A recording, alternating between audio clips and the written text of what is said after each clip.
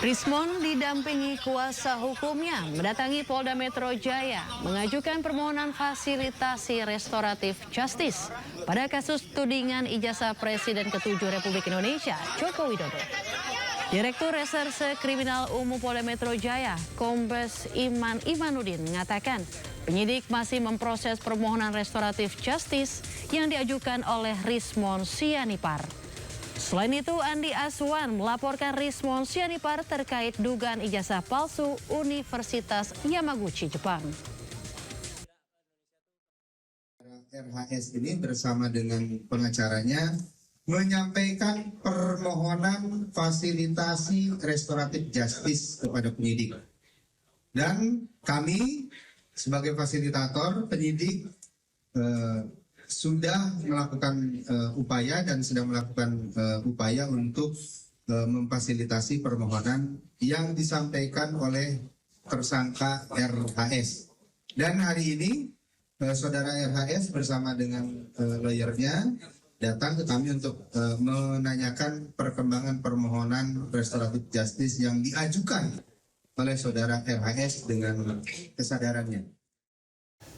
Pemirsa, Presiden Prabowo Subianto memaparkan laporan Danantara selama 1 tahun di acara tasyakuran ke-1 Danantara. Prabowo menyampaikan bahwa return on asset 2025 mengalami kenaikan lebih dari 300% dibandingkan tahun sebelumnya. Namun Prabowo juga memberikan peringatan keras kepada jajarannya agar tidak menyampaikan laporan palsu atau laporan yang dibuat hanya untuk menyenangkan pimpinannya. Prabowo minta seluruh laporan disampaikan secara jujur berdasarkan kondisi yang sebenarnya. Dalam kesempatan tersebut, Prabowo juga menyoroti keadaan dunia yang sedang mengalami krisis. Namun Prabowo yakin dengan kekayaan alam yang dimiliki, Indonesia mampu melewatinya dan menjadikan krisis sebagai peluang atau batu loncatan. Bersyukur bahwa manajemen 1 tahun ini sudah membuktikan bahwa dengan manajemen yang baik, dengan pengelolaan yang baik, terutama dengan will yang benar, ya, dengan political will, dengan jiwa yang benar, hasil sudah kelihatan. Saya dapat laporan, mudah-mudahan ini laporan benar. Jangan main-main lagi dengan saya, laporan palsu, laporan menyenang-nyenangkan, laporan supaya bisa akal-akalan. Saya kasih peringatan keras ini. Saya dapat laporan, saya cukup gembira. Return on asset 1 tahun 2025 dibandingkan tahun sebelum-sebelumnya sudah naik lebih dari 300%. Krisis selalu menghasilkan peluang. Krisis adalah ujian.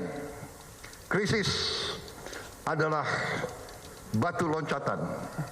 Yang kuat akan selamat, yang tidak kuat akan terus menderita. Ini pelajaran sejarah. Saya yakin dan percaya bangsa Indonesia diberi kekayaan alam yang luar biasa dan kita mampu keluar dari krisis ini. Kita akan keluar. Sementara Menteri Keuangan Republik Indonesia Purbaya Yudi Sadewa mengaku dimaki-maki warganet di media sosial akibat nilai tukar rupiah melemah terhadap dolar Amerika Serikat. Meski demikian, menurut Purbaya, jika dibandingkan dengan sejumlah mata uang negara lainnya, pelemahan rupiah justru relatif lebih kecil. Masih lumayan, jadi bukan lihat nilai levelnya aja, tapi kita lihat berapa dampak ke pelemahannya.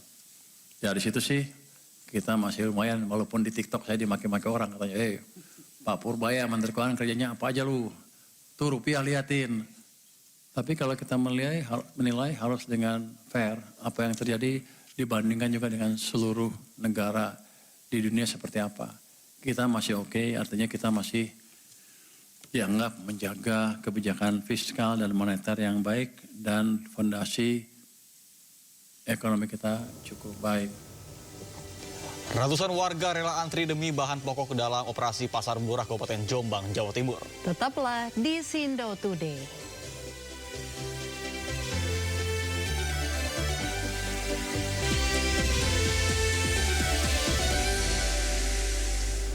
Terima kasih Anda masih bersama kami di Sindo Today bersama saya Nata Arman dan Raditya Ayu. Pemirsa, seorang pria babak belur usai diambuk warga di kota Tangerang.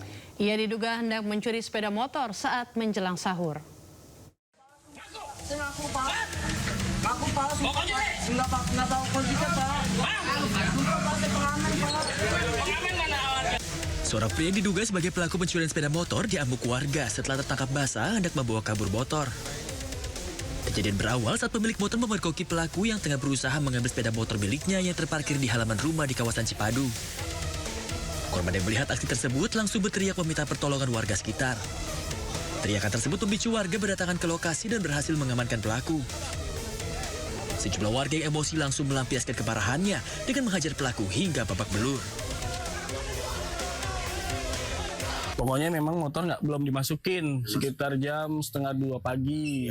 Posisinya emang kosong nih, nggak ada orang karena kan nggak ada orang karena kan bangunin sahurnya kan jam 3 anak-anak tuh posisinya sepi lah. Nah si pelaku ini dari arah sana bawah terus sudah pegang-pegang tuh motor. Mungkin karena dia kerjanya belum terlalu jauh di sana, pemilik motor nih saya ngeliat sudah mergokin. Aksi warga tersebut berhasil dihentikan dan pelaku segera diamankan petugas. Kasus ini selanjutnya ditangani pihak berwenang untuk proses hukum lebih lanjut. Dari Tangerang, Banten, Sukron, A-News melaporkan. Pemirsa, hanya gara-gara sakit hati diejek kalah saat bermain kartu, seorang pria di Kecamatan Jabung, Kabupaten Lampung Timur, Lampung, tega menembak kepala temannya sendiri hingga tewas. Usai membunuh korban, pelaku kabur dan kini dalam buruan polisi.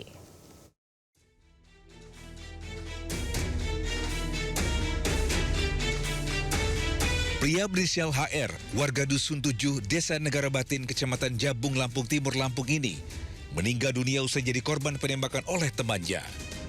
Korban alami luka tembak di bagian perut dan kepalanya. Peristiwa berdarah ini bermula saat korban dan pelaku GU sedang bermain kartu remi di sebuah gardu Siskamling setempat. Keduanya terlibat saling ejek mengenai hukuman berjongkok. Pelaku sakit hati dan naik pitam karena kalah bermain kartu. Tanpa pikir panjang, pelaku langsung keluarkan senjata api rakitan dan menembakkan ke arah korban. Pelaku kemudian melarikan diri. Saya dengar itu 2 kali. Kata orang-orang belakang 3 kali. Saya marah sama dia orang pagi pas bangun tidur. Kenapa orang yang jauh nggak keluar? Takut. Nah, kalau mau keluar itu kalau orang itu bunyi mercon kita marahin. Kenapa mengganggu orang tidur?